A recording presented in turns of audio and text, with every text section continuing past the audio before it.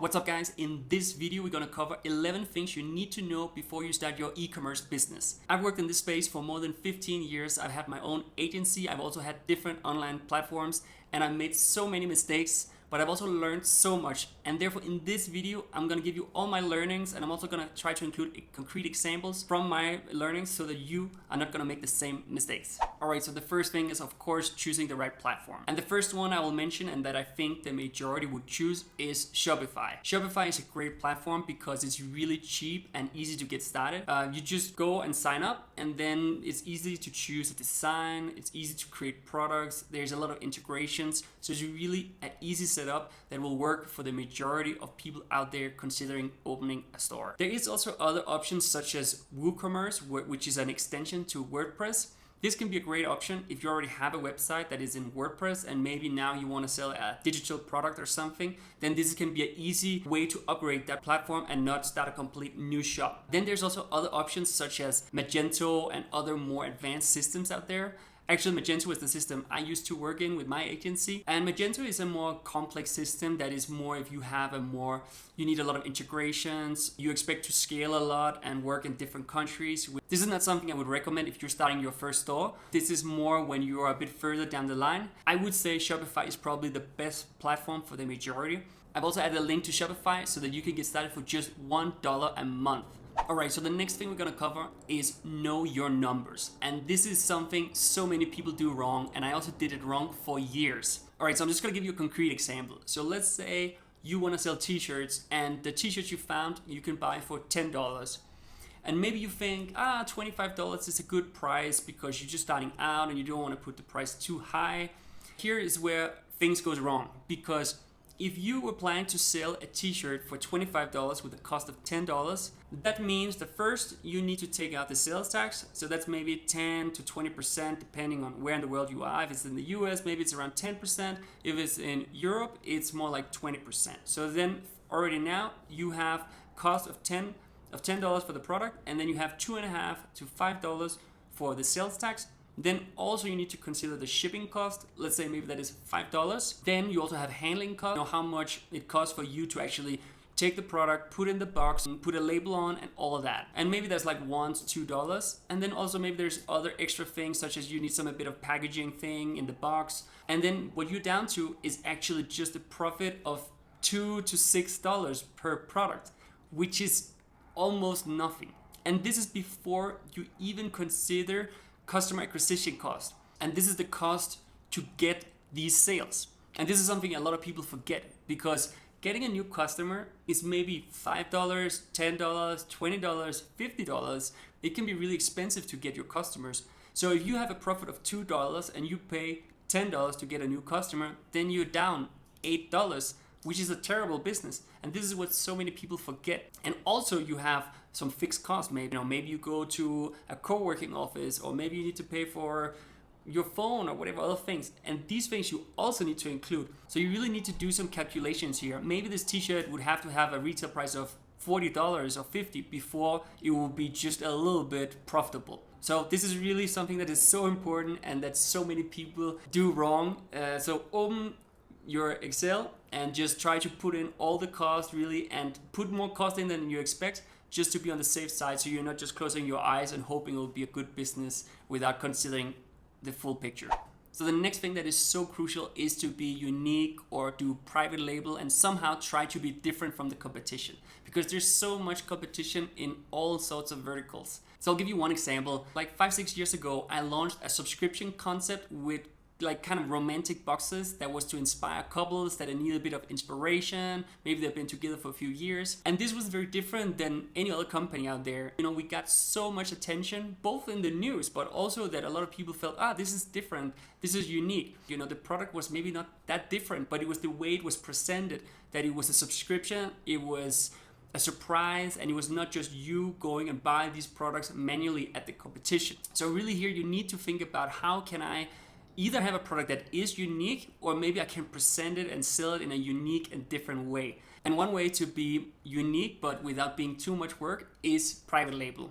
Private label is basically where you take maybe an existing product, but then you put your own name on or your own color or somehow try to be different. This can be a good way to stand out a little bit without putting too much money or innovation into it. So the next thing that is super important is how you're gonna get traffic to your new unique website. Of course, there's a lot of options out there. You can do Google ads, you can do Facebook ads, you can do so many things. I think the most important thing here is really that you actually invest on a plan and not just outsource it to some agency. That is the worst thing you can do. It will never be successful. So you really need to think, okay, how can I get my brand out there? Also, I think what is important in 2025 is to try to be more personal, try to put yourself out there. Of course, it doesn't have to be everything that is connected to you being the product, but you still need to see if you can use you as a driver, as the personal brand, because this is probably the cheapest and most efficient way to showcase your brand without being too commercial. Because if it's just gonna be some videos of some products, people are just gonna skip away. They want to hear the story, the background behind it, and really buy into that vision or that idea you have. So I really think the focus in 2025 is to find some kind of way to be personal. Maybe it's YouTube, maybe it's TikTok, maybe it's Instagram, maybe it's another media. I think that is really important that you try to have this personal element into it. And then of course it's important that you do SEO. You can try out using Google Ads and other things, but you still need to have a full strategy with this, because there's a lot of people out there, then they just outsource to an agency and they lose a ton of money because there's no real strategy. There's not an alignment between what is like the vision and what is the story being told, the price point with the audience and all. And then this agency is just gonna try to drive some traffic and it's never gonna work. So really try to write down a lot of notes, a lot of ideas on how you can actually stand out and be different. And I think also really when you make this content about your company, it's about helping other people and not just try to sell. It's about how can I help someone or inspire someone to something? And that's when you actually hit the spot and have success. So if I should give you one example, when I launched this subscription concept with romantic boxes, I didn't have much of a budget. And I didn't really know how to sell romantic subscription boxes because there's not many people going on Google or anywhere else like romantic subscription boxes. So I was thinking, okay, what do I need to do? I need to build this demand, this interest for it. But how can I do this without costing money? And then at that time, I contacted a lot of small influencers and I told them, hey, we're a new company and this is kind of the concept and we can ship a box to you if you can mention us and make some video content about it. And this was a great way to get a product out there, and a lot of people were curious because it was new and different. And the reason why I say this is just because you need to be creative, and it really depends on the product you sell. New Google ads would not work. I needed to tell the story, get the product out there, and then maybe the interest would come, and then I could pay for Google ads and other things because now there was the demand. So I really tried to work on, okay, what step in the funnel are you at, and building that attention before you spend a lot of money just on selling something that is not ready to really sell. The next one that can really be a killer is logistics. And I've had many problems over the years with logistics. I've tried many different things. I've packed the things myself and shipped out. I've also used different fulfillment companies. And often there was many problems with these things and really took a lot of energy.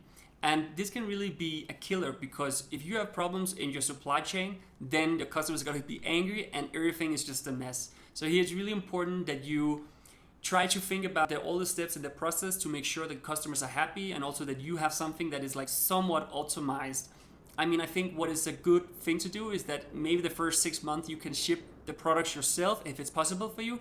And then when you have just a little bit of volume, then you can find a fulfillment company. But here it's important that you really understand the cost involved in fulfillment. You know, how much is the handling cost? What is the monthly cost? What is the cost for return of the products if there's a return? Like there can be so many additional costs. Also, sometimes maybe you need to go to the warehouse. And what if this warehouse is super far away? Is that a problem for you? Do you need to go there sometimes? And again, you need to have some integration so that, you know, when the products are ordered, then that it goes directly to the system and then it's being handled and it's being shipped and there's the tracking and the whole thing is automated. That is the ideal world. Of course, this might not be the scenario in the beginning, but it's super important. And if you don't prioritize this, you can easily be in big trouble. At least that's my experience. The next one I want to mention is customer service. And I know this is an obvious one. We all know how important it is. When we go look on Google, we look for the best restaurants with the best reviews, or the same with hotels. But I think what I want to say here that it's important is that you need a good system for this, first of all. For a long time, I just used emails. I mean, this is also some years back, but just emails when a customer would contact us, and this doesn't work. Like, you need to use a software for this. I used Zendesk for many years, and I think that's a good starting system, but there's so many options out there. I've added some here in the description, but Zendesk is a good, easy system. Like, you have different statuses, and in general works really well. They also have a chat feature and other things so that you have an organized system for that. So that is really important. One thing I learned is that you need to have a clear policy. I remember many times customers would contact us and they're like so angry or whatever, but we didn't really have a clear policy, when should we return the product or when should we give the money back. It was like, sometimes it really depended on the case, if the customer was angry enough or not. And I think here it's important to be kind of strict and have a line and say, okay, in these scenarios we do A, and in these scenarios we do B. So that's really important, so you don't use a lot of energy considering all these options and all. So that is something I think have also been a big learning for me. And then I think the last thing is really like, the best product always wins. So you need to make sure, of course, you have a good product you sell. If not, it's difficult just to work your way with good customer service if they receive a product that they're not happy about. If they receive a product they're super happy about, then they might be quiet and not say anything because they're just busy using your product. So the next thing that is really important is to have a website that is user-friendly. And the good thing is that in 2025, it is a lot easier. Like with Shopify or similar platforms, they have templates, they have a good structure so that the whole customer flow is a lot better than it was years back. So things are a lot easier, but still it's really important to try to put yourself in the customer's head.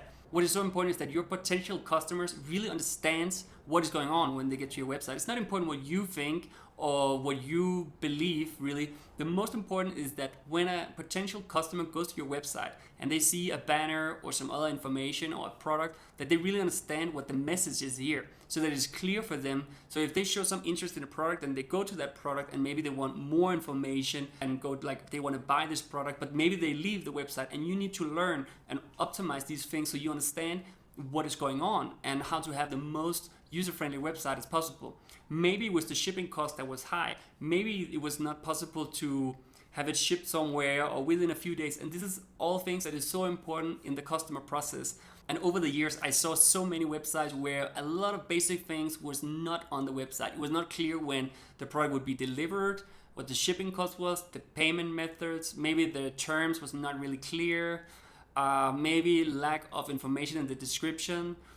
So many things. There was really basic things that you need to know. I mean, when I go and do some shopping, I need to know when I expect this product to arrive. If I go to Amazon and I buy a product, sometimes I need it the day after, so then I can see is the delivery the day after. So all these basic things where you ask yourself, okay, what would I need if I was going to a shop and buy something? So really try to put yourself in the customer's head so you really understand where you need to optimize and not just follow what you think is the best thing. One thing that is actually very important, but a lot of people forget today, is newsletter lists. And the reason why this is still very valuable is because when someone signs up to your newsletter, that shows that they have some kind of interest in your product. And also when you're ready to make a campaign or contact them, then you just need to send an email, and it doesn't cost you anything, and you can contact them once a month, once a week, and it's the most efficient and cheap way to really generate more sales.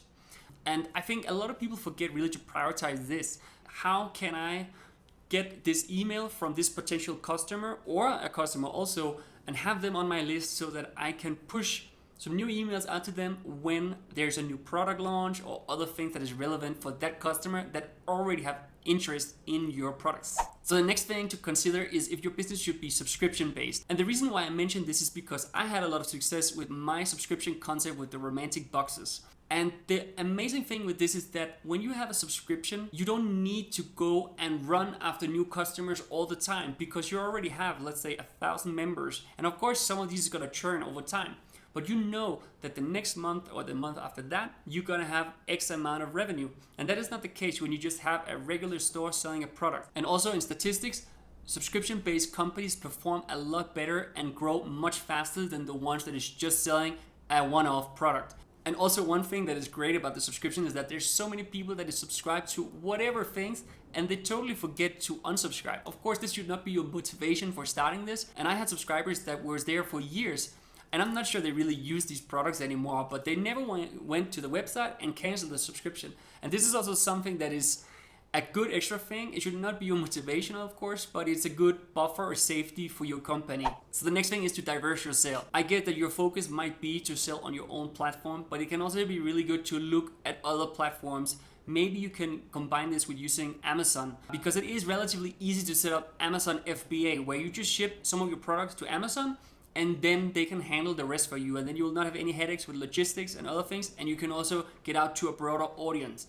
Of course, Amazon also requires a lot of work, but it is something that can be a good idea, because I think in 2025 things are changing so fast. Google changed their algorithm, and maybe if you only had sales on your online platform, your sales might drop 30% from one day to another. So it's really important you diversify and you try to find different revenue streams. And I think Amazon FBA can be a good way to test out some extra things so that you're not stuck on just one revenue stream. And of course, there's many other options out there, but I think Amazon FBA is a good, easier way to start out with besides your own platform.